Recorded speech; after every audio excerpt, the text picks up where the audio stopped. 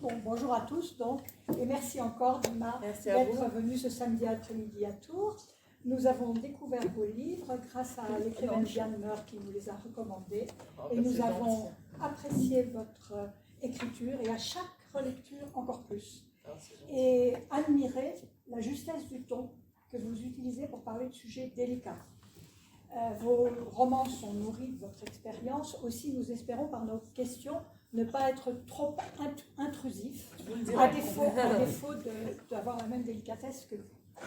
Vous êtes né à Beyrouth en Pousse-toi, t'es pas dans le champ. Ah, oui. Vous êtes né à Beyrouth en 1977 et vous avez quitté le pays à l'âge de 12 ans avec votre maman, votre père restant là-bas. Vous avez à ce jour écrit 2 livres, donc Mauvaises Herbes, qui est paru en 2010, et 2020, pardon, et Bleu Nuit, qui est paru il y a pile 1 an, les 2 chez Sabine Vespizer. Et nous souhaitons vous interroger le plus longuement sur ce qu'il y a de commun dans ces 2 romans, en laissant pour la fin ce que chacun a de spécifique.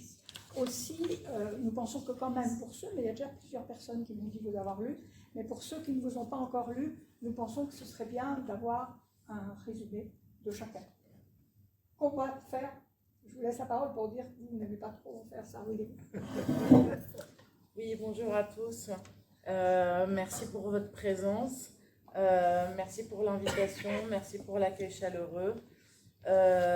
Oui, je vous laisse avec grand plaisir faire les résumés parce que c'est un petit peu la question qui gêne énormément les auteurs en général, c'est qu'on leur demande de résumer en quelques phrases leur livre. Donc c'est la question redoutée et redoutable. Et je vous remercie de bien vouloir vous livrer à l'exercice à ma place. Prends en charge. Ouais. On avait pensé que ça pouvait avoir lieu. Donc, d'abord, Mauvaises Herbes, c'est sur près de 40 ans, les narrations alternées d'un père et de sa fille. Ces narrations, ces narrations témoignent de leur amour mutuel, mais aussi de leur difficulté à communiquer. À l'âge de 12 ans, la petite fille part avec son petit frère et sa mère pour Paris et son père reste au Liban, mais la communication continue, on a toujours cette alternance. Dans la petite enfance, la petite fille, ses réactions sont dites avec une voix d'adulte. Ça commence quand elle a 6 ans, mais c'est la même voix qui est tout le long du roman.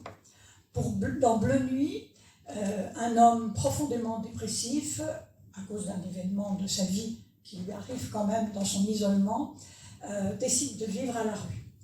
Et il finit par y observer, il jette ses clés dans le caniveau, il va vivre dans la rue. Et il finit par observer et s'attacher à quelques personnes qui sont toutes des figures féminines, soit des adolescentes, soit des femmes, qui sont des personnes en souffrance aussi, il les repère bien. Et il finit par faire un rite, il a les jours, chacune a son jour, plus ou moins.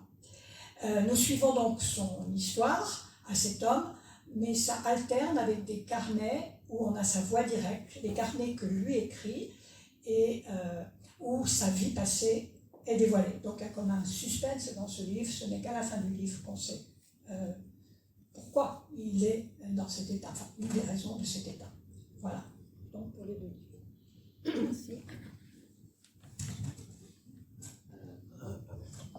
Oui, Françoise parlait dans son introduction que nous avions été particulièrement frappés par la beauté de votre langue, la beauté de votre écriture, et donc les premières questions porteront sur votre écriture. Et j'ai envie de le faire à partir de 2 extraits. Un extrait donc pris dans Mauvaises Herbes. Donc dans Mauvaises Herbes, le père est écrivain. Et là, l'extrait que je vais vous lire, nous sommes à Beyrouth en 1990. Et c'est un chapitre où donc le père a la parole, puisque le livre est fait d'une alternance entre le père et la fille. Et voilà ce qu'il dit. « Écrire, c'est ma discipline. Ce serait bien la seule que je m'impose. Ça, et boire beaucoup d'eau.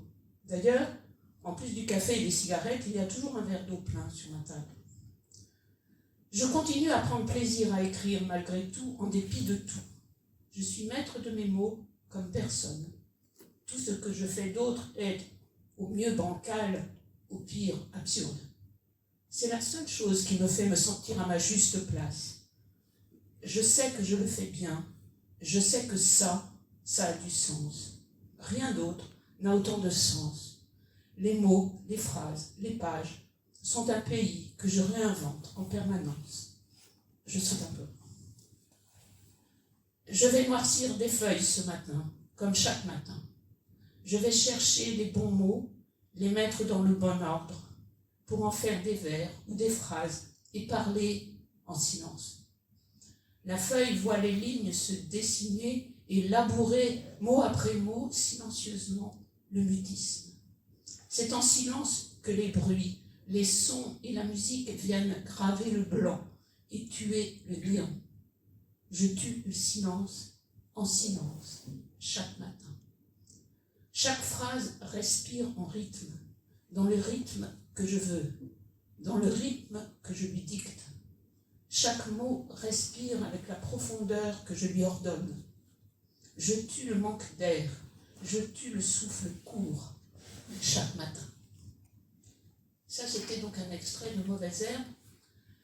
Dans Bleu Nuit, donc l'autre texte, le personnage principal, qui est donc dans la rue, écrit aussi, il écrit dans ses carnets qui alternent justement avec son histoire. Et nous sommes dehors, il fait très froid. C'est après le café du matin que je me surprends à sortir le vieux carnet pour y gribouiller je ne sais quoi. Je ne sais quoi. Des bouts de phrases qui ressuscitent les morts. Des reliques de souvenirs qui se foutent bien de l'anesthésie de février et des mains engourdies par le froid. Je ne sais pas pourquoi mes mains s'acharnent à tracer des suites de mots. Ma question, vos personnages témoignent-ils de votre propre écriture? Oui, très belle question. Je pense, oui, notamment pour, en ce qui concerne l'extrait que vous venez de lire, en reprenant les mots du père, c'est tout à fait ça. Je crois d'ailleurs dans le même chapitre, il parle de la nécessité et de l'urgence à le faire, à écrire. Et je ne vais pas être très originale parce que je crois que c'est pas mal d'auteurs qui parlent de cette nécessité, qui parlent de cette urgence, qui parlent de l'écriture comme un impératif, comme une question de survie. Et je fais partie de ces auteurs. Et oui, c'est assez incroyable cette manière de voir les mots se succéder et créer un rythme,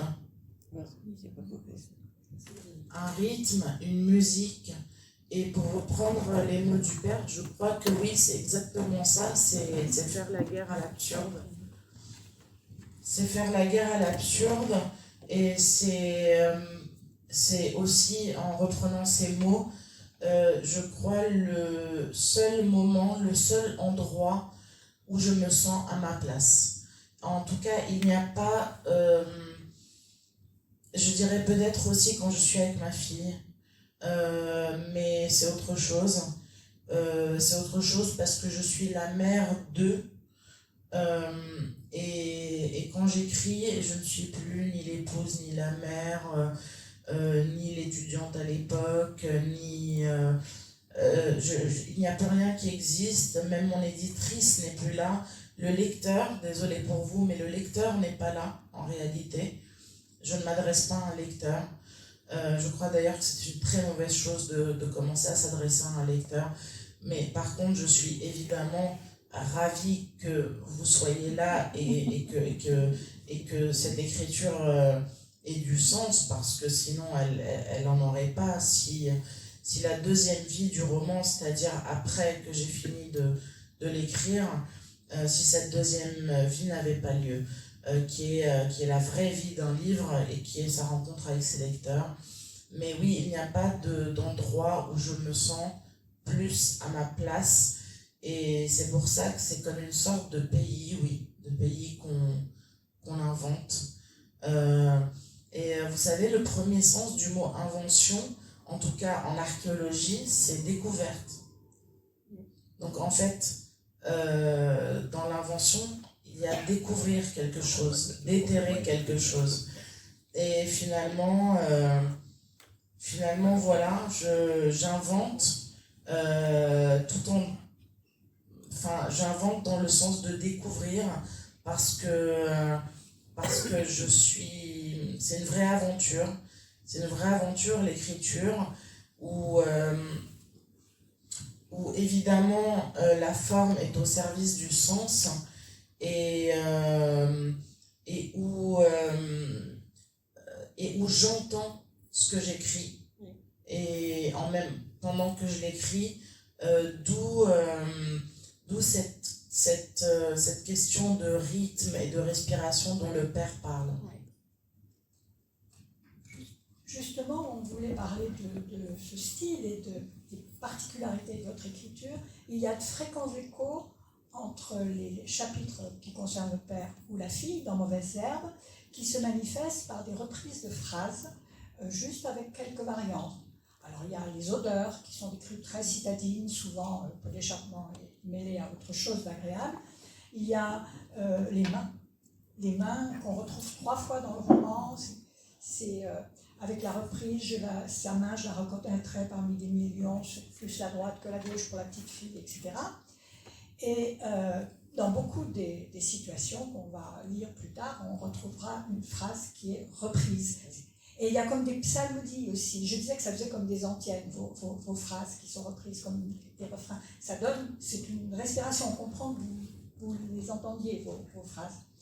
Les psalmodies, c'est-à-dire des débuts de phrases qui sont répétés. Le père qui se reproche ses manques vis-à-vis de sa fille, j'aurais voulu, qui reviennent souvent au moment de quitter le Liban, avant de prendre l'avion, la petite fille, enfin, à 12 ans, c'est encore une petite fille, qui se dit je ne penserai pas à, qui se fait la litanie des choses auxquelles elle ne doit pas penser. Donc on se dit, ce sont des formes poétiques en fait, c'est le son qui compte.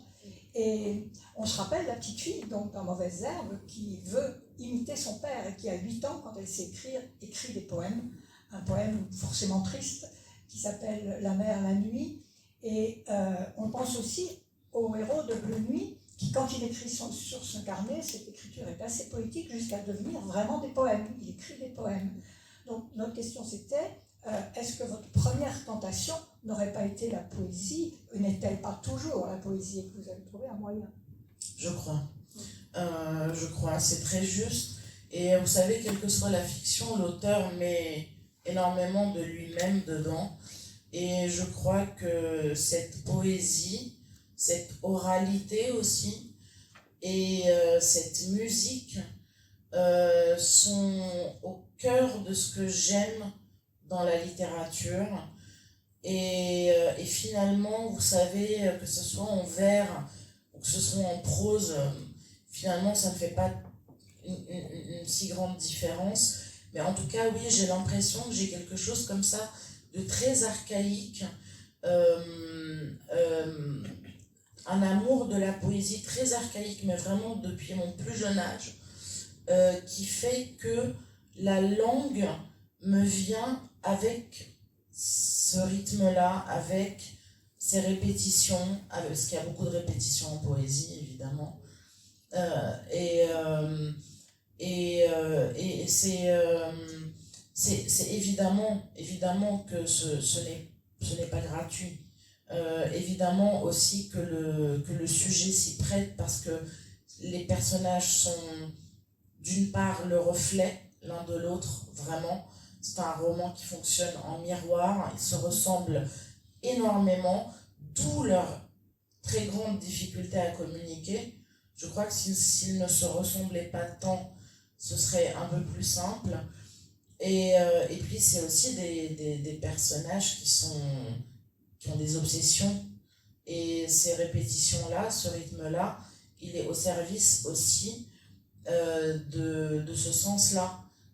C'est-à-dire de dire ses obsessions parce que parce qu'au-delà de la ressemblance et de l'effet de miroir et de l'écho qu'il y a entre les deux voix, il y a aussi cette impression qu'on tourne en boucle, c'est-à-dire qu'on s'en sort pas et que les mêmes choses reviennent, aussi bien les belles que les laides. Et voilà, Sabine Vespizer répète souvent une phrase qui est très très juste, qui est que la forme produit du sens. Et je crois que la littérature, c'est avant tout une langue, avant d'être une histoire. C'est une langue. Et moi, je sais que je tiens un roman quand je commence à écrire dans ma tête. C'est-à-dire que c'est déjà de la littérature. Sinon, des idées, j'en ai des milliards. Mais je crois qu'un roman, ce n'est absolument pas une idée, ce n'est absolument pas seulement raconter une histoire intéressante. C'est avant tout, la littérature, c'est avant tout une langue. Et cette langue-là, c'est une musique, c'est un rythme, c'est un engagement dans la forme qui est assez, qui est assez fort. Le parti pris dans Mauvaise Herbe est très fort. Et, mais pour répondre à votre question de manière moins bavarde, oui, je pense que mon premier amour, c'est la poésie. Et je crois que ma première rencontre, c'est la poésie, toute petite. Et ça vient certainement en partie du fait que mon père était poète et que j'ai dû baigner dans ça, dans cet amour des mots, du rythme, dans bizarrement l'économie de mots d'une autre langue pourtant, mais finalement ce n'est pas si important. Finalement ce n'est pas si important parce que je ne me sens absolument pas en territoire étranger dans la langue française. C'est une langue qui, même si elle n'est pas ma langue maternelle, c'est une langue que j'ai parlée très très jeune. Mais par contre, c'est très bizarre et ça me questionne beaucoup que cette langue-là qui a été apprise ait pris le dessus sur ma langue maternelle. Ce n'est vraiment pas anodin. Et parfois je me dis, ce n'est pas rien de perdre comme ça au fur et à mesure sa langue maternelle. Je ne saurais pas vous en dire plus, mais ce n'est pas rien. Oui. Oui, ma question, elle était déjà un peu comprise à la question de Geneviève, et c'est-à-dire sur vos motivations pour écrire, à la différence des motivations bien explicites de votre père, qu'on vient de citer. Mais moi, je voulais m'intéresser plutôt à ces tournants dans votre vie. À un moment donné, à 42 ans, après des études sur le Moyen-Âge, sur archéologie, etc., vous vous mettez à écrire. Et ces tournants, comment ça se produit? Quelle est la motivation de ces tournants? Et puis, dessus une partie de la question, il y a aussi, on vient de parler, votre père poète et votre mère romancière. Est-ce que ça a été pour vous un exemple à suivre ou plutôt un obstacle? Alors, ça n'a été ni l'un ni l'autre. Ni un exemple à suivre parce que je me suis orientée vers une carrière professionnelle très différente dans un premier temps, ni un frein, parce que en fait je ne me suis jamais interdit d'écrire. Depuis toute petite j'écris, mais ce qui s'est passé pour Mauvaise Herbe a été quelque chose de très nouveau, c'est-à-dire que je ne saurais pas vous dire pour quelle raison, mais j'ai su très vite que ça allait être un roman, que j'allais aller au bout. Je n'avais pas écrit de roman avant. Même si la question de la publication ne se posait pas du tout encore. Je n'ai pas écrit dans une optique d'être publié. Mais il y avait ce premier chapitre avec ce balai de main, la petite qui tient la main de son père. En réalité, j'avais les deux premiers chapitres qui s'écrivaient dans ma tête parce que j'avais les deux voix simultanément. Je savais déjà que ça allait être un roman à deux voix parce que j'avais déjà mes deux narrateurs. J'avais déjà, mes deux monologues. J'avais déjà le père que j'entendais en quelque sorte, et la fille, et je savais que ça se répondait. Et finalement, Mauvaises Herbes, il commence avec presque la même scène. C'est presque la même chose qu'il raconte, mais chacun son tour. Et voilà, la sortie d'école. Et donc, je ne saurais pas vous dire pourquoi à 40 ans, pourquoi à 40 ans il s'est produit quelque chose de nouveau qui m'a habité d'une manière beaucoup plus intense que ce qui m'habitait avant. Parce que même si j'écrivais régulièrement des poèmes, des textes courts, des nouvelles, c'était finalement un loisir, on va dire. Je ne sais pas ce qui s'est passé, mais cette lumière rouge qui s'est allumée, qui a été une lumière d'urgence à écrire, de nécessité à écrire et d'aller au bout, cette lumière-là ne s'est plus jamais éteinte depuis ce jour-là. Donc depuis 4 ans, on va dire. Et le pourquoi on écrit, je ne saurais pas répondre. La seule chose que je pourrais vous dire, c'est que je crois que l'écriture, c'est à la fois partir très loin, s'échapper du monde, tout en s'y ancrant de la manière la plus extrême possible. C'est les deux à la fois. C'est ces deux choses qui semblent très antinomiques, c'est-à-dire un échappatoire, mais en même temps, je sens presque des racines poussées et s'ancrer dans la terre à mes pieds quand j'écris, parce que la littérature questionne le monde, elle le quitte pour le questionner finalement, et c'est une manière de, même si on part loin de toute chose, finalement, c'est le moment où, pendant que j'écris, c'est le moment où finalement j'y appartiens de la manière la plus féroce possible à ce monde-là. Et je crois que quand on lit, c'est un peu la même chose. Je crois que quand on lit, on s'évade, mais en même temps, c'est une manière d'être là qui est très forte. C'est les deux à la fois.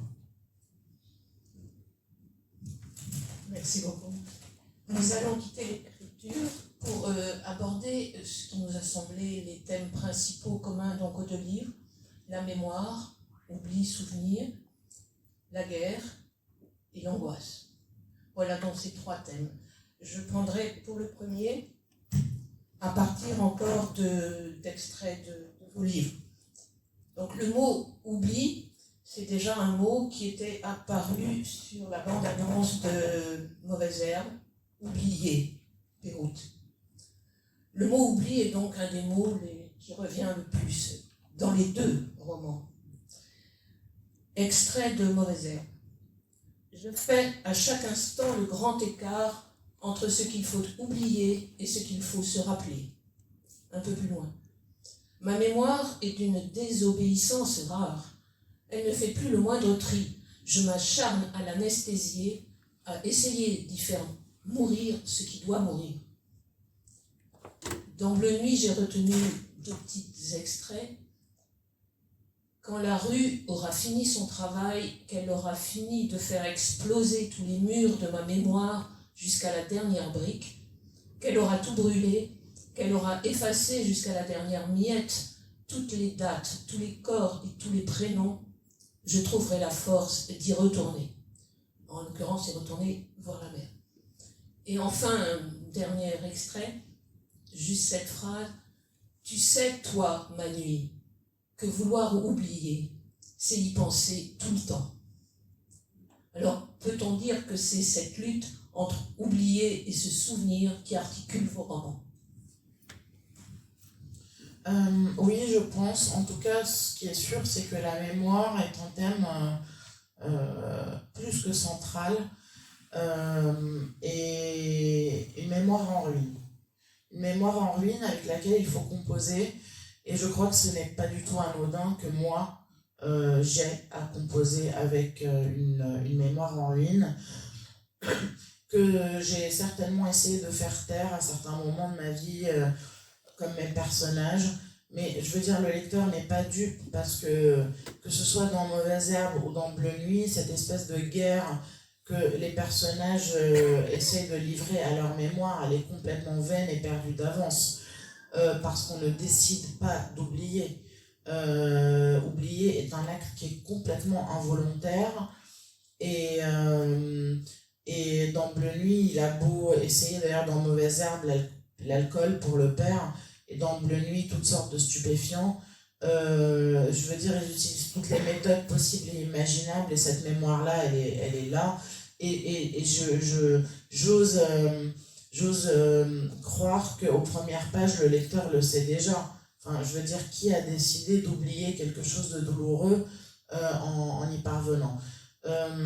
Donc, oui, cette mémoire-là, vous savez, je crois que c'est une grande question de la littérature. Je crois que je n'invente pas l'eau tiède. Hein. Je crois que ça habite des auteurs aussi connus que Modiano, moins connus.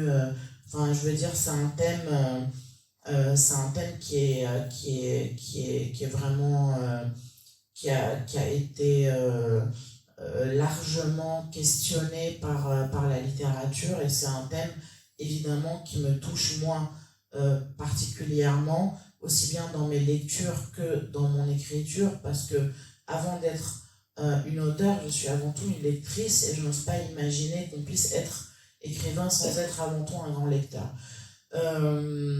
Donc oui, comment faire avec ses souvenirs, comment faire avec ses traumatismes, même si j'aime pas beaucoup ce mot.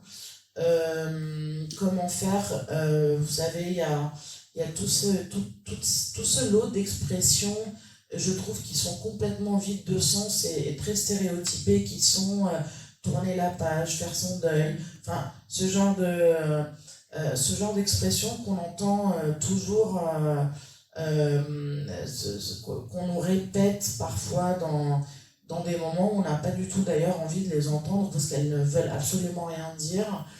Il y a des choses dont on ne fait jamais le deuil, il y a des choses, il y a des pages qu'on n'arrive jamais à tourner.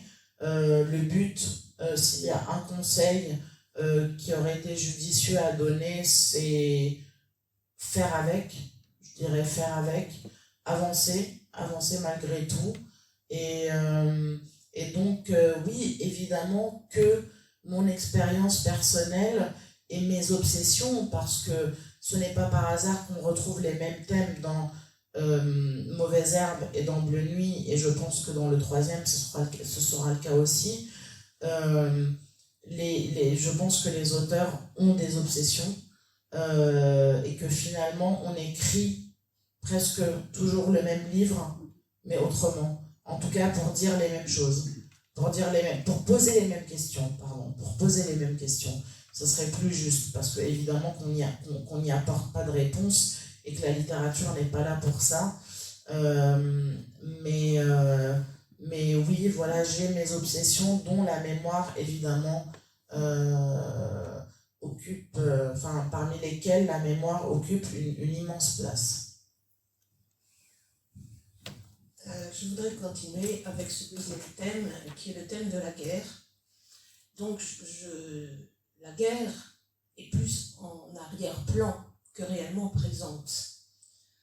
Certes, dans Mauvaise Herbe, nous sommes à Beyrouth avec le père, mais dans Bleu Nuit, nous sommes à Paris, et il faut attendre la fin du roman pour se retrouver dans la guerre.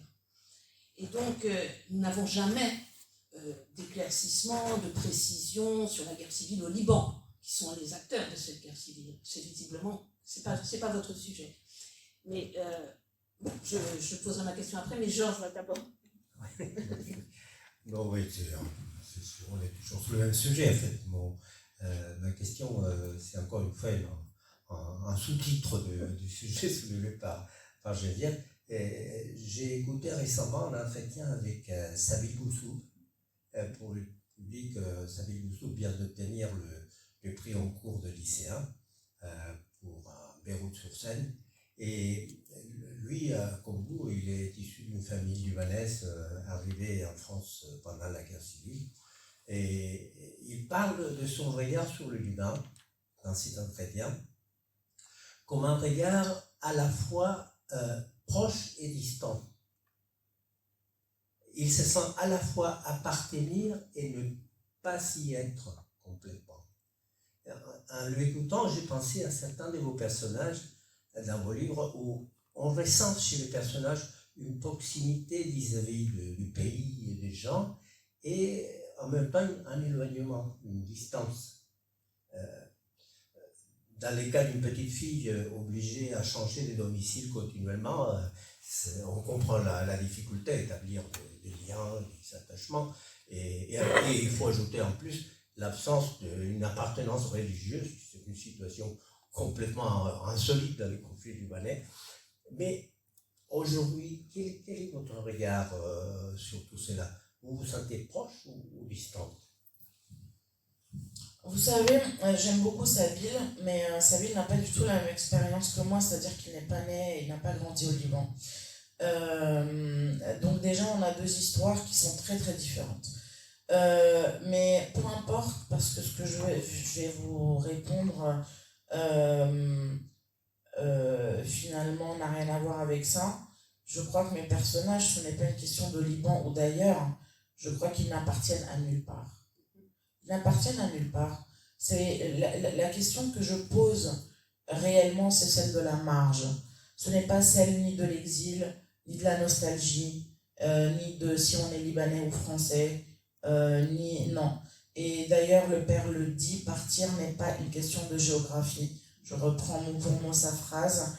Et c'est aussi pour ça que dans Bleu Nuit, je pose la question de la marge d'une manière, même si le Liban est présent, d'une manière complètement universelle, parce que finalement, ces femmes que cet homme va rencontrer et les gens vers qui il va aller sont encore plus exilés que lui, même si lui, il vit à la rue.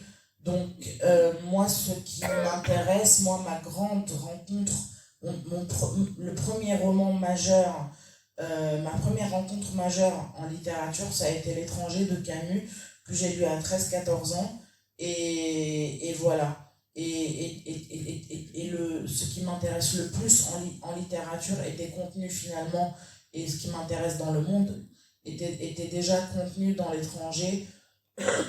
Et finalement, c'est comme si ce roman, je le connaissais déjà avant de l'avoir lu. Donc voilà, même si l'exil géographique est présent dans les deux romans, et il est présent, c'est un exil violent, ce n'est pas le sujet. Comme vous l'avez très justement dit, la guerre n'est pas le sujet, même si elle est le terreau sur lequel les personnages poussent, et même si elle tient une place très importante, ce n'est pas le sujet. Le sujet, c'est réellement comment faire, comment dialoguer et quelle place trouver dans un monde violent. Dans un monde qui peut nous sembler absurde et dans un monde avec lequel il devient parfois complètement impossible de converser et d'y trouver une identité. Et la question de l'identité, elle est plus, elle est plus au centre de ce que j'écris, vraiment, mais de l'identité, pas au sens de être libanais ou être français. Par exemple, le père dans Mauvaise Herbe et mon personnage principal de Bleu Nuit, on comprend qu'ils ont énormément de problèmes à trouver leur place d'homme dans le sens de leur place de mâle dans cette société dont les clichés et presque les injonctions de virilité, de réussite sociale, de force, de tout ce qu'on peut en dire, pèse extrêmement lourd sur les épaules des hommes. Et je sais que en posant cette question-là et en prenant des personnages masculins, Je suis un peu à contre-courant, mais ça ne veut absolument pas dire que je ne suis pas féministe. Je le suis profondément, mais j'ai l'impression qu'on est dans un temps d'antithèse en ce moment. C'est-à-dire qu'il y a eu la thèse, là on est dans l'antithèse, mais moi j'ai hâte qu'on en soit à la synthèse, qu'on en soit à la réconciliation et qu'on avance main dans la main les hommes avec les femmes. Parce que je veux dire, il n'y a pas que les femmes qui subissent ces pressions sociales et ces injonctions qui sont d'une violence inouïe. Et ce qui pèse sur les épaules des hommes me touche particulièrement et j'ai une tendresse infinie pour la fragilité des hommes. Et donc, voilà, il y a une question d'identité, il y a une question d'une impossibilité à se reconnaître parmi les siens. Et d'ailleurs, les siens est un mot qui s'évanouit un peu et dont on ne comprend pas plus bien trop le sens quand le monde qui nous entoure est aussi violent. Je voudrais juste illustrer votre propos, lire deux extraits qui vont un peu dans le sens de ce que vous voulez dire et qui rappellent aussi ce côté poétique dont nous parlions tout à l'heure. C'est donc le père qui parle. 12 ans, il est à Beyrouth et donc sa fille et sa femme sont partis depuis 12 ans à Paris. 12 ans, et lui, il est resté à Beyrouth. 12 ans à assister à la ruine de tout. 12 ans à regarder tout chanceler et puis tomber. C'est bien qu'ils soient partis. Peut-être qu'avec le temps, ils pourront se reconstruire, se construire. Ils sont encore si jeunes. 12 ans dans 1000 maisons sans jamais être à la maison. 12 ans de maison dans le coffre de la voiture. 12 ans à se demander la salle de bain, la cage d'escalier ou l'abri. 12 ans d'aucun parti, d'aucun bord, d'aucune milice, d'aucun groupe, d'aucune appartenance, d'aucune confession. 12 ans d'errance. 12 ans où partout ils sont étrangers. 12 ans d'exil. Ici, chez nous. Jamais chez nous. Nulle part. Ils étaient déjà partis avant même de partir. Partir n'est pas une histoire de géographie. 12 ans de checkpoint, 12 ans de fermeture d'école, 12 ans d'égout à même la rue, 12 ans de barricades, 12 ans de gare-toi sur le côté, 12 ans d'ouvre ton coffre, 12 ans de donne tes papiers, 12 ans de crépuscule, 12 ans de décadence, 12 ans de déchéance, d'anéantissement, de tout. Ça, c'est le père, donc vivant quand même la guerre civile. Alors, ce qui est intéressant, c'est de voir la réponse de la petite fille derrière, qui elle est à Paris. Excusez-moi, la petite fille donc qui est en exil à Paris et qui répond, elle est à l'école, elle, et ses camarades lui demandent, je vais lui poser des questions, mais quand il me pose des questions sur ma vie d'avant, sur ma vie dans un pays en guerre, ils y mettent un ton de pitié insupportable.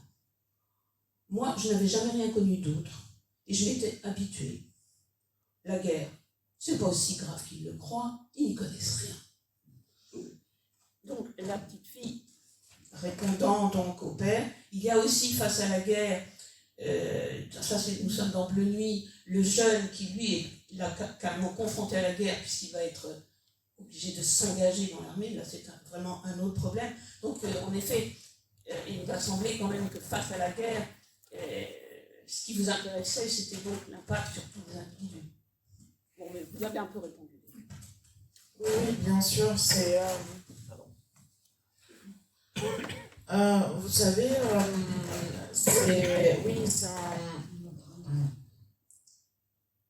c'est un zoom, la guerre.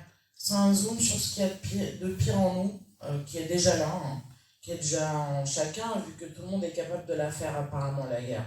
Je veux dire, les siècles ont passé et elles ont été à différents endroits, les guerres. Et la guerre civile libanaise n'est pas la seule guerre civile qui a eu lieu. Donc des massacres, on en a tous connus, apparemment on en est tous capables. Donc moi, c'est cette violence humaine que je questionne, et je la questionne à travers ce que je connais. Et je crois que c'est très très important. J'attache une extrême importance à la sincérité en littérature. Et je crois que c'est extrêmement important pour un auteur de maîtriser son sujet pour en parler. Même si on ne le raconte pas. Je veux dire, moi je ne raconte pas la guerre civile. Mais j'ai besoin de connaître mon sujet. Comme d'ailleurs, je connais la rue. Et c'est pour ça que je sais en parler. Voilà. Donc, cette sincérité-là, cette importance que j'attache à la sincérité me fait parler de ce que je connais. Et c'est pour ça que le décor de fond est cette guerre civile libanaise, mais qui est en filigrane et qui n'est pas centrale, mais qui est un petit peu le décor, qui est un petit peu le terreau, comme je vous le disais tout à l'heure, sur lequel mes personnages poussent. Et qui est une espèce de lieu et de période où ce qui me questionne et me dérange profondément dans l'humanité est complètement exacerbé. C'est comme si on mettait le feu aux poudres, mais la poudre est déjà là. Voilà, la poudre est là, et la poudre est là aussi à Paris ou à Tours au XXIe siècle. Voilà, ce que je questionne, j'espère en tout cas que ça arrive comme message au lecteur, c'est quelque chose de plus large, et je l'espère vraiment de plus universel que juste une question de guerre, de nostalgie, C'était exactement le troisième point que nous voulions aborder, c'était l'angoisse. C'est une angoisse qui est omniprésente à tous les deux. Non, tu parles. Sur l'intime, justement, ça passe au vocabulaire de l'intime. Vous reprenez la guerre civile pour la jeune femme avec la même phrase que le père avait dite plus haut, et elle disait j'ai ouvert, je ne sais pas quand ni comment on en est arrivé là. Tout ce que je sais, c'est que j'ai ouvert la fenêtre sur mon corps ce matin et j'y ai trouvé une guerre civile. Oui, et le père en parle en disant, quand elle fait sa crise d'angoisse, à la fin du chapitre, quand elle est petite, il dit, je ne sais pas comment on en est arrivé là. Tout ce que je sais, c'est que j'ai ouvert la fenêtre un matin et j'ai trouvé une guerre civile. Et c'est vraiment comme ça qu'une guerre éclate. Bien sûr, bien sûr. On parle d'événements au début et après on se retrouve à employer ce terme, ce fameux terme de guerre civile. Mais oui, je crois que c'est très intime. Je crois que les deux romans sont très intimes. Je crois que c'est ce qui m'intéresse. C'est ce qui m'intéresse. C'est ce qui se passe à l'intérieur. Et hier, on m'a dit quelque chose qui a retenu mon attention et que je trouve assez juste. On m'a dit, mais c'est marrant, on dirait que vous fouillez à la manière, vu que vous avez une formation d'archéologue, que vous fouillez l'âme humaine à la manière d'un archéologue.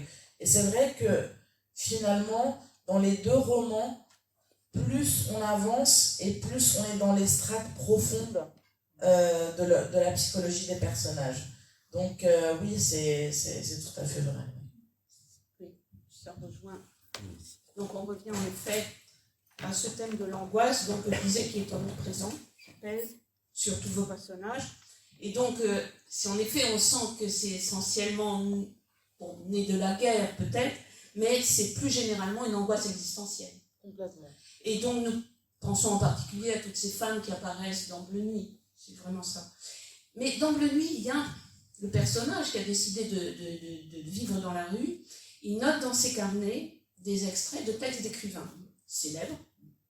Il les commente et l'impression comme s'il s'accrochait à eux. Et la question m'est venue de demander, la littérature, donc, serait-elle un recours, un secours dans la détresse? Je crois que la littérature est un refuge. Moi, je l'ai toujours vu comme un refuge, mais dans le sens d'une maison, vraiment. D'une maison où je peux être chez moi. Je suis chez moi. Quand je lis ou quand j'écris, je suis chez moi. Et je suis chez moi nulle part ailleurs, en réalité. Et pour en revenir au thème de l'angoisse, encore une fois, je parle de ce que je connais. je parle de ce que je connais et c'est peut-être pour ça que les lecteurs me disent mais c'est fou parce qu'on croirait toucher du doigt les choses. Oui, merci d'avoir relevé que finalement c'est une angoisse existentielle. Ce n'est absolument pas, enfin je veux dire, tous les enfants ou les adultes qui ont vécu une guerre civile ne sont pas des angoissés et ne font pas d'attaques de panique. Et il y a des personnes qui ont toujours vécu dans des pays en paix et qui sont complètement détruites intérieurement. Donc, d'où le personnage de Sandrine dans Mauvaise Herbe qui est là pour dire justement cette universalité du mal-être, si j'ose dire, si j'ose employer une expression aussi biscornue. Mais oui, bien sûr que les femmes, ces femmes qui ponctuent littéralement sa semaine au personnage de Bleu Nuit, sont aussi exilées et aussi angoissées et aussi perdues que lui. Et ce n'est pas une question ni de Liban, ni de guerre civile, et ni de rue, parce qu'elles ne sont pas toutes à la rue. Et voilà, et donc il a ce personnage qui est un hypersensible, qui est très sensible aussi bien à la beauté aussi bien à l'obscurité qu'à la beauté justement des choses. C'est pour ça que même si c'est un roman sombre, il est vraiment ponctué de poésie et de lumière. J'espère que le lecteur le sent. Et donc, oui, ce que je disais, c'est que c'est un hypersensible. C'est un hypersensible qui a une espèce d'absence de barrière protectrice entre lui et les choses, et qui a vécu et qui est dans, c'est un homme qui est en deuil, qui est dans un triple deuil, le deuil d'une enfance, le deuil de la seule femme qu'il ait jamais aimée, le deuil de sa mère, on découvrira par la suite, mais ces femmes, ces personnages féminins qui tiennent une place très importante dans le roman, sont là pour dire justement toute cette souffrance existentielle, toute cette sensibilité, tout cet exil intérieur qui n'est pas réservé aux enfants de la guerre civile. Peut-être passer la France tout à l'heure. Nous voulons évoquer plus particulièrement Mauvaise Herbe, maintenant parler des romans. Je pense que lui, on a dit beaucoup de choses. Là, j'avais juste une question. Alors, je voudrais lire un passage, le rôle de la botanique dans Mauvaise Herbe, dans les liens entre le père et la fille.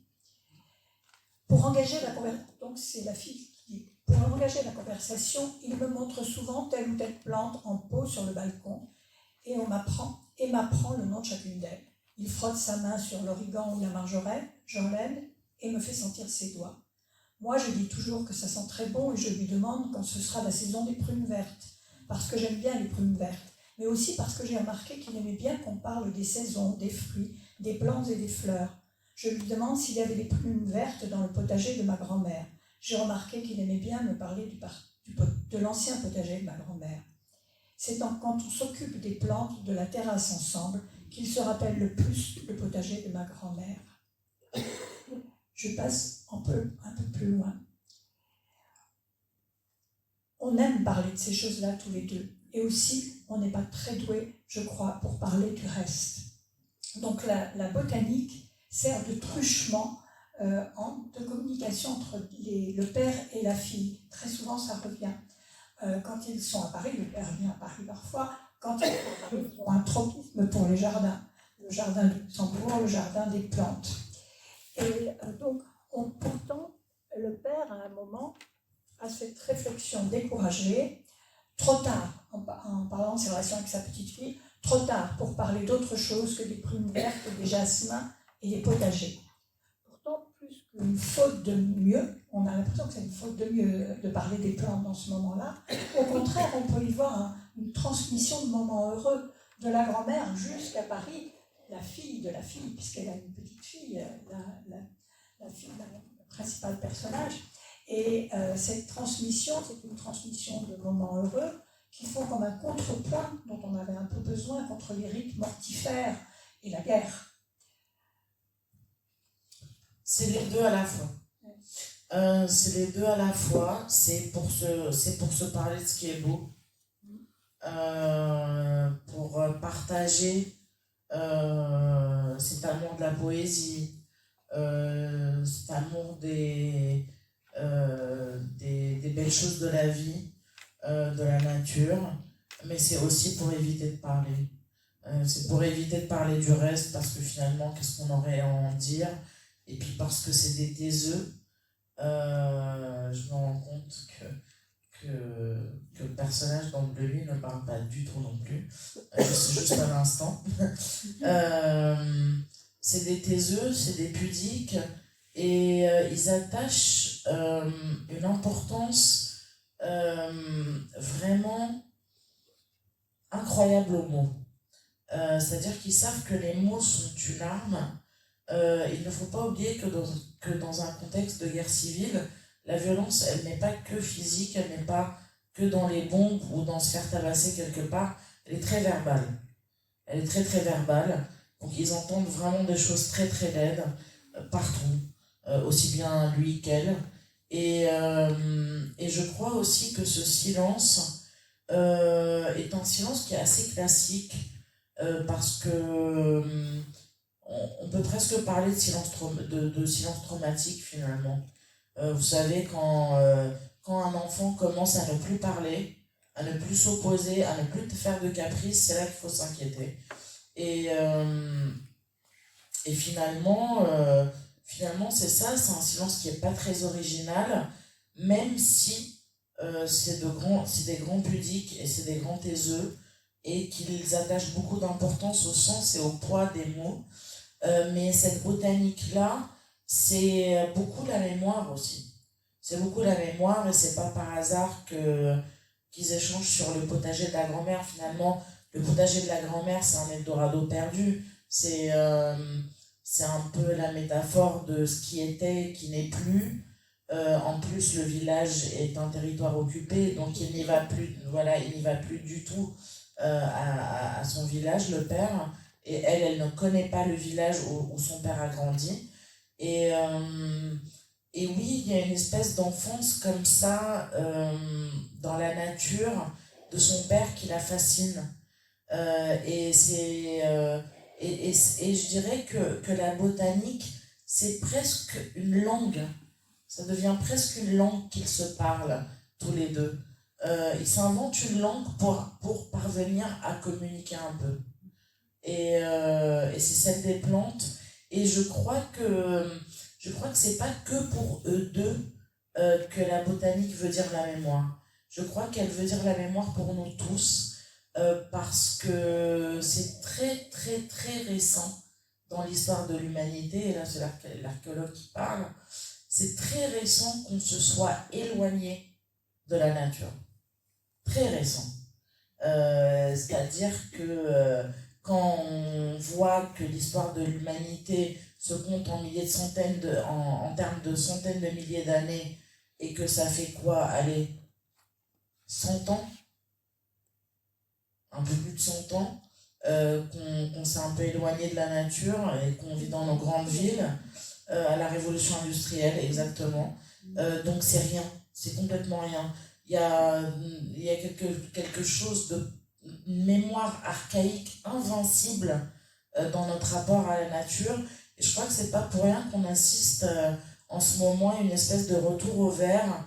En fait, c'est juste un retour à notre mémoire collective, qui a toujours été chargée de la nature et d'un rapport très, très différent aux choses de la nature. Et même dans les grandes villes, même quand ça fait des générations qu'on s'est éloigné de la nature, on a tendance à mettre un petit pot, une petite plante, je veux dire, le lien est très, très archaïque. Ouais. Françoise, si ça ne fait rien, juste pour vous parliez de Jean Taiseux et dans le passage que j'avais lu tout à l'heure, j'en avais sauté un petit bout et qui vraiment va vraiment dans ce que vous venez de dire. Je n'ai jamais compris les gens bavards, ceux qui ne prennent même pas le temps d'écouter leur interlocuteur parce qu'ils sont déjà pressés de lui répondre et de continuer à parler encore et encore. Il n'y a aucun filtre entre leur pensée et leur langue. Les mots et les phrases sortent comme un vomissement. Je sais le poids de chaque mot, l'importance de la mesure, des consonances, l'harmonie du tout, l'écho des voyelles. C'était une illustration de son style. Oui, je crois qu'il y a aussi un moment où la petite fille dit c'est peut-être parce qu'il écrit beaucoup qu'il parle peu. Oui. François VII. Quand on lit Bleu Nuit, quand on relit Mauvaise Herbe après avoir lu Bleu Nuit, on est frappé par une situation en miroir. Quand la fille arrive à Paris, elle est choquée par toutes les personnes qui mendient dans la rue. Et on la voit dans une scène s'approcher d'un monsieur dans la bibliothèque qui mendie et lui donner un bonbon. Et elle dit « j'ai discuté un peu ». Et c'est une situation qu'on a complètement renversée dans Bleu Nuit avec le monsieur qui, lui, reçoit des cadeaux des petites femmes qui passent là. Et donc on s'est dit qu'il y avait des prémices de Bleu Nuit dans Mauvaise Herbe. Je lis un passage. Je continue à voir la valeur des faibles, des brisés, des échoués, des lâches. Je continue à aimer les adventistes, ceux qui s'acharnent à pousser dans l'improbable, ceux qui, dans un effort démesuré, arrivent à pousser sur un minuscule substrat entre le béton et le bitume des villes hostiles. Je continue à deviner dans les mauvaises herbes des arbres bientôt immenses. Et c'est justement votre propre empathie à vous, l'écrivaine, pour les sans-maisons, comme vous les appelez aussi à un endroit, qui est la force dans Bleu Nuit. Et on a l'impression donc que ces passages de Mauvaise Herbe étaient une annonce de Bleu Nuit. Est-ce que vous aviez déjà en germe votre histoire de Bleu Nuit? Non. Pas du tout. Pas du tout, mais je sais que, vu que c'est moi qui écris mes romans, je sais qu'il y a beaucoup de ma sensibilité, des choses qui me touchent et qui me révoltent, qu'on retrouve dans les romans, et c'est normal. Et c'est vrai que je ne suis jamais passée devant ces personnes en les réduisant à leur statut de sans-abri. Et je crois que ça part de là. Je crois que tout part de là, du fait que ça n'a jamais été personne pour moi. Ce ne sont pas des ombres, ce ne sont pas des silhouettes dont l'identité s'arrête à SDF. Et ce statut-là ne nous dit pas grand-chose d'eux, ni de leur caractère, ni de leur passé, ni de leur présent, ni de leur peur, ni de leur joie. Et vous savez, on a en plus, moi j'ai énormément discuté avec des sans-abri, et c'est pour ça que je vous dis, la rue, je la connais, et je tiens particulièrement à maîtriser les sujets dont je parle, et c'est pour ça que je n'écrirai jamais sur des sujets, même des sujets qui me touchent beaucoup, mais que je ne connais pas. Et vous savez, on a ce schéma qui est de perdre son emploi, de se retrouver au chômage, d'arrêter de payer son loyer et de se retrouver à la rue. Non, il y a des gens à la rue qui travaillent, et il y a des gens à la rue qui partent à la rue pour beaucoup de raisons, et il y en a qui ne veulent pas en parler d'ailleurs, qui ne veulent pas dire pourquoi. Donc c'est beaucoup plus compliqué que cette espèce de stéréotype de parcours, quoi. Il n'y a pas un parcours type. Il n'y a pas un parcours type, il n'y a pas un profil type. Et voilà, ouais, bien sûr que c'est un sujet qui me touche particulièrement, et c'est pour ça qu'on le retrouve dans les deux romans, et qui sait, peut-être dans le troisième. On voulait vous parler de Bleu Nuit, mais en fait, vous avez déjà plus ou moins dit. Je me disais que Bleu Nuit, ça pouvait aussi se résumer à cette phrase qui est dite au jeune homme, mais vous en avez parlé tout à l'heure, sois un homme au Liban, et qui est le début de l'engrenage qui le conduit dans la rue à Paris. Et si ce n'était pas finalement ça que vous aviez en tête, vous en avez parlé tout à l'heure, la sensibilité de l'homme. Peut-être en commun aussi dans vos deux livres, il y a Paris. Paris qui est un lieu d'exil pour la petite fille et sa mère et qui est un lieu de vie pour la personne qui est dans la rue, dans Bleu Nuit. Et il faut noter, vous disiez que vous ne parliez que de ce que vous connaissez, et le fait est que vous pouvez prendre un plan de Paris et suivre toutes les rues. Il y a la rue des Amandiers, la rue du Liban, qui croise la rue des Maronites. Il y a la rue de l'Avenir, qui est une impasse, ce que vous soulignez, qui est quand même assez extraordinaire. Puis il y a la rue du Repos, qui longe le Père-Lachaise. Enfin, il y a tout un passage, comme ça, je pourrais le lire éventuellement. Alors, il y a quelques années, oui, le LAC avait organisé une sortie à Paris, où nous avions le matin été sur les pas d'Adrienne Monnier et Sylvia Beach, donc leur librairie rue de l'Odéon, et l'après-midi, il n'est pas là je crois, nous avions fait un voyage au Père-Lachaise. Et donc je me disais, ne pourrait-on pas faire un voyage sur les pas de Dima Abdallah? Merci. Oui, je connais bien le quartier, c'est mon quartier. Et Mauvaise Herbe d'ailleurs se finit dans ce quartier-là et Bleu Nuit commence dans le même quartier.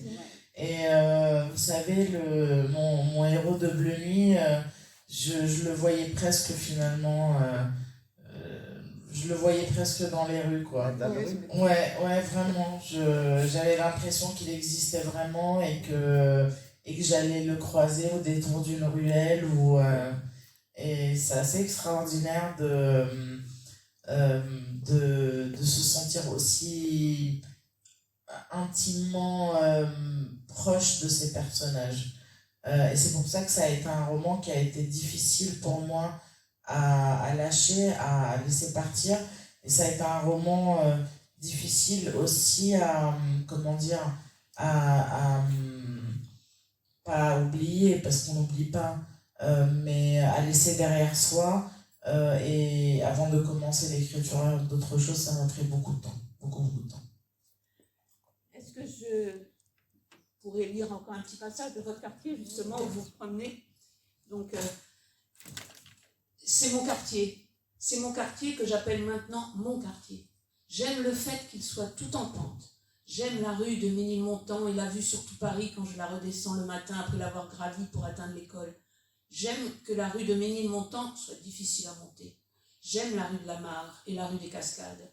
Et j'aime qu'elle s'appelle ainsi. J'aime que la rue du Chemin Vert s'appelle la rue du Chemin Vert parce qu'elle traversait autrefois des jardins maraîchers.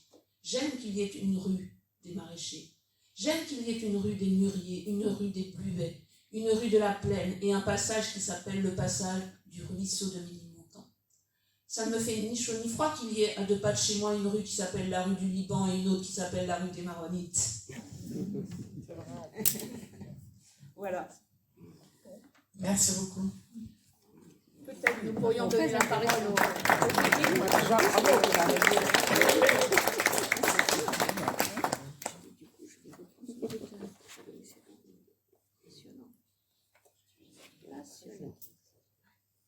Vous connaissiez bien, vous êtes capable de redire des phrases de Mauvaise Herbe. Vous savez toujours. Les questions en plus, on avait pensé, vous avez répondu. La langue arabe, comment ça s'est passé, voir. Sandrine, on avait moins, enfin moi je n'avais pas compris autant le rôle de Sandrine dans le livre qui explique le mal-être, même pour quelqu'un qui n'a pas connu la guerre. Oui, il y avait aussi une question qui... Quand vous mettez Bleu Nuit en titre de votre... Je ne sais pas si c'est vous qui l'avez choisi, votre éditrice. Si, c'est vous. Oh non, c'est moi. C'est vous. Finalement, ce bleu, là, vous leur accordez à nuit. Mais qu'est-ce qu'il est d'abord pour vous? Parce qu'il y a le ciel, il y a la mer, il y a Oui, énormément de bien bleu. sûr, je me rends compte, Je me rends bien compte que c'est un titre qui est très elliptique, mais en même temps, c'était vraiment, il s'est posé comme une évidence parce que la symbolique de la nuit déjà est très forte dans le roman, symbolique qu'on connaît tous. Et je trouve que c'est une couleur qui est très romantique, très sombre, mais en même temps promesse de lumière. Et il y a ce moment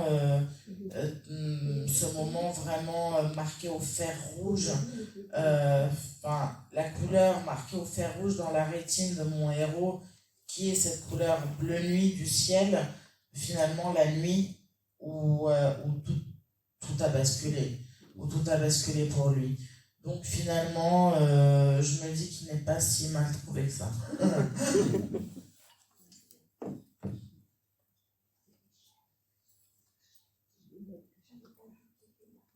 Notre public bien sage. Oui, on attendra de lire Ah oui, c'est ça. et de digérer tout ça. Vous l'avez lu? Non, pas encore, ça va venir. On peut passer aux questions peut-être, non? Il y a quand même une question là qui me vient, c'est que nous avons eu le privilège de manger avec Dima avant de vous rencontrer, et vous avez un moment fait la réflexion sur Bleu Nuit en disant que c'était un roman très romantique. Vous pourriez en dire un peu plus? Oui, mais c'est un romantisme qui est complètement assumé. Bah si, c'est très... c'est très sombre et lumineux à la fois. Il y a cette espèce de souffrance de l'âme qui est décrite, mais qui est décrite d'une manière poétique. Il y a un côté tragique aussi. Il y a un côté tragique. C'est pleinement assumé et voulu. Encore une question, parce que la fin de Mauvaise Herbe se termine sur un poème de votre père. Et on a l'impression que vous en avez une grande admiration pour cette poésie de votre père. Oui, j'ai une grande admiration pour la poésie et évidemment pour mon père. Et Mauvaise Herbe, c'est fini sur un poème aussi, je crois, pas seulement pour lui rendre hommage, déjà parce que c'était incroyable à quel point il répondait au texte, ce poème, et puis deuxièmement parce que je voulais en réalité assumer pleinement et avec un vrai poème la part de poésie qu'il y a dans Mauvaise Herbe. Je voulais finalement passer de la prose au vers, quoi. Et donner aussi la voix à la poésie pour conclure. La voix à la poésie et la voix à l'absence aussi. Mais la voix à la poésie, vous la donnez vraiment, vraiment beaucoup, en fait, dans Bleu Nuit. Oui. Puisqu'il y a des passages entiers, des carnets, qui sont un commentaire, je disais, de phrases d'écrivains célèbres, mais il y a aussi directement des poèmes qui sont évidemment... Oui, c'est un personnage qui va converser avec des auteurs morts. Donc c'est le seul dialogue qu'il a, c'est dans ses carnets finalement. La seule conversation, le seul échange qu'il a avec le monde, c'est dans ses carnets, l'échange de mots, je veux dire, parce que sinon il a des échanges. L'échange de mots qu'il a, c'est dans ses carnets avec des auteurs disparus. Mais c'est aussi un homme qui va aller de plus en plus vers l'écriture jusqu'à finir avec que de l'écriture. C'est-à-dire que Bleu Nuit finit peut-être les 50 dernières pages, si je ne me trompe pas, mais plus peut-être, où c'est que de... Voilà, où on n'est plus que dans des carnets et qui est une longue confession. Ouais.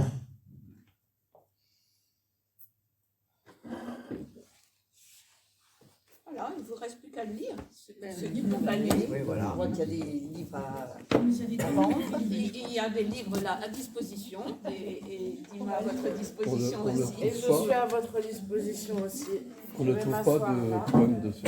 On Pardon. ne trouve pas des poèmes de votre père en français. Non, c'est pas Il n'y a ça. pas d'édition. Isabelle voulait encore vous compléter. Oui, bonjour. J'ai pas encore lu vos... Et sa mère, par contre, aussi, elle est Par bien. contre, enfin, on parle beaucoup de votre père, mais vous abordez pas du tout votre mère dans vos romans. Non, alors. Oui, c'est vrai. Moi, Oui, c'est un parti pris très affirmé. En fait, c'est pas un choix du cœur. Hein. Non, on veut pas. Ce n'est pas une histoire de famille, Mauvaise Herbe. Du tout. Et en plus, il y a beaucoup de fiction dans Mauvaise Herbe. Je ne raconte pas seulement ma propre vie. Et c'est un choix très affirmé d'un huis clos. Vraiment. Parce que c'est comme si on zoomait. En fait, tout le reste est flouté. Sauf cette Oui, relation-là. c'est ça. La guerre est floutée, l'école est floutée, les appartements sont floutés, le petit frère est flouté, la mère est floutée. Voilà, ouais. Et on est vraiment, voilà, complètement que sur cette relation-là. C'est l'histoire de cette relation et de ce dialogue sourd, finalement ce dialogue qui se fait à travers le lecteur avec l'alternance des chapitres.